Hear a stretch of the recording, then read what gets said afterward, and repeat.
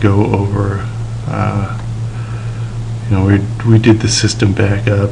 These are where you get into more advanced features. We're going to kind of skip over that.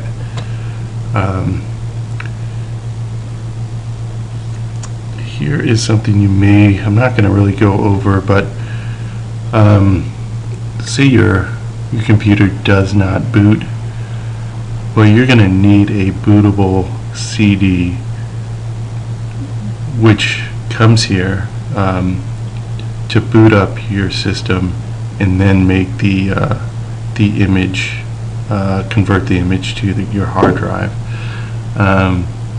We don't need that if we have a bootable system. I'm thinking a majority of people will be using this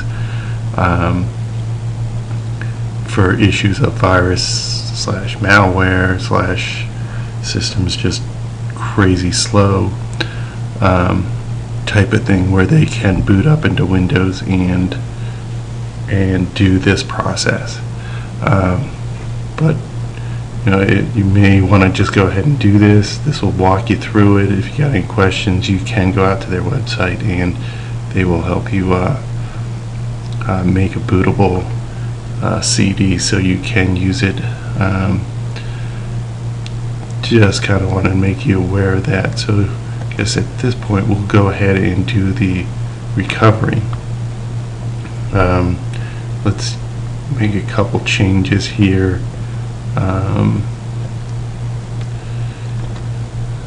I guess so we know something's changed, and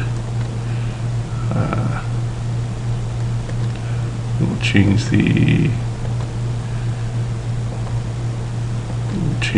desktop, delete that, and now let's go ahead and we'll do the system recovery. It's already pointing me to the last system recovery. If you happen to have multiple system recoveries out there, you're just going to have to go find it.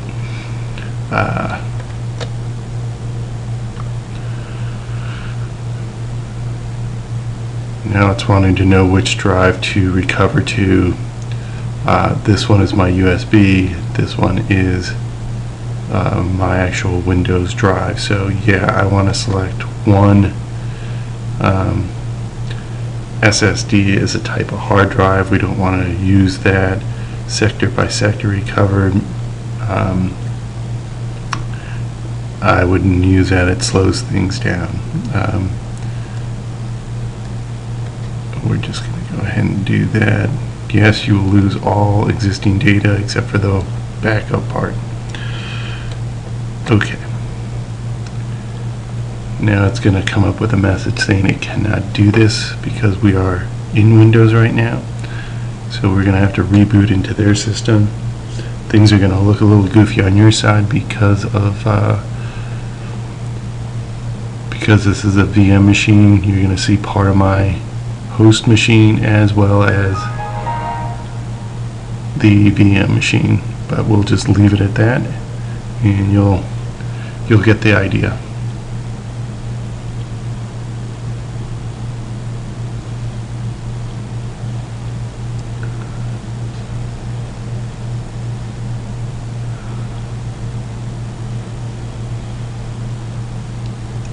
This is starting its own operating system. It's Linux based, and it'll just pretty much automatically do everything. But we'll kind of sit back and watch. I'll pause it once we get to the part where it's actually doing the restore, because that'll take a couple minutes, and then we'll start up after that.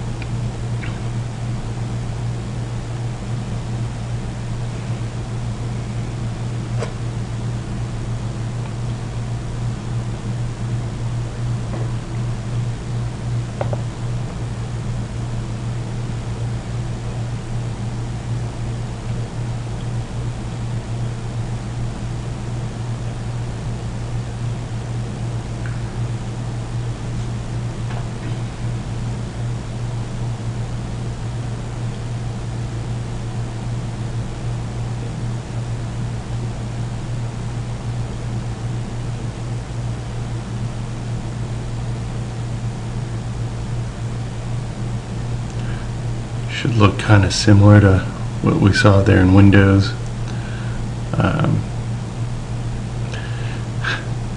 These times are clearly wrong.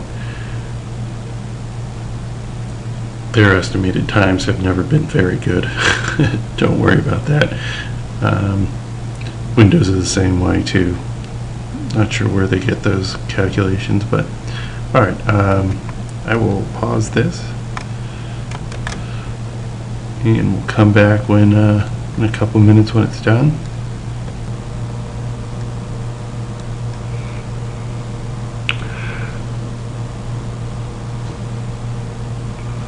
Well, thought we were about there. Alright.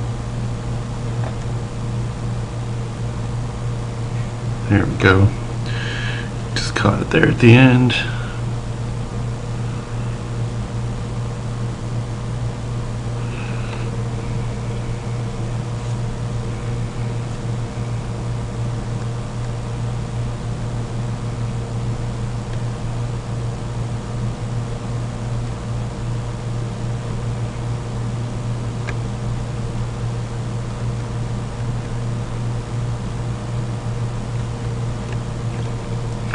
You just have to hit that finish button and it reboots.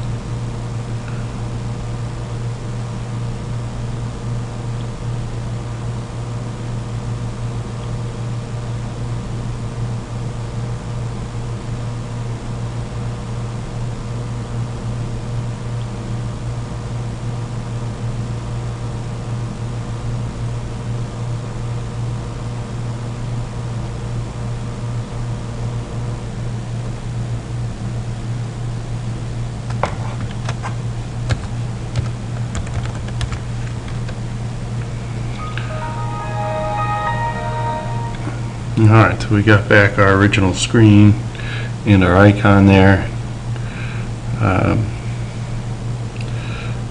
Kind of proving there that it worked, but we really just wanted a bootable drive at that point. So I think that kind of goes over everything I wanted to do as far as the imaging process. We were able to create a full image and restore one. Can't remember, let's see, I guess recommendation wise as far as when you should do the backups, I would plan on doing a backup each month, and I would keep 2 full backups,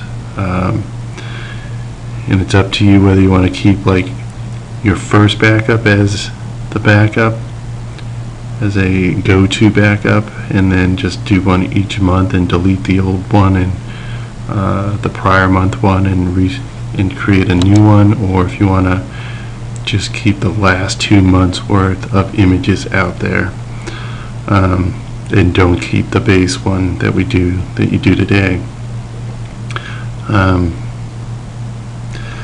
I would say going back 2 months, you should, I guess, just keep in mind, you know, do you have any questions on the reliability of the system before you go and delete the old one? If you do, I'd keep the old one, I'd keep your oldest one, and maybe you can work through whatever issues you may be having on the machine. I think that says it, and we'll head on to the next. Thanks.